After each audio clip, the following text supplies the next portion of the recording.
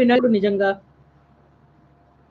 వినాయక. నేను ఎప్పుడైతే వినాయకుడిని స్మరిస్తున్నానో అందరూ కూడా చక్కటి ఆ బొజ్జ గణపయ్యను స్మరించండి. ఆ బొజ్జ గణపయ్య రూపాన్ని దర్శించడానికి ప్రయత్నించండి. నేను వీణా బ్రోచూటకు వేరెవరురా విఘ్నరాజ వినాయక అనాథ రక్షక అనాథ రక్షక అనాథ రక్షక. అందరూ అనుకుంటాం మనకి నాథుడు లేడని, అనాథలమని అనుకుంటున్నాం.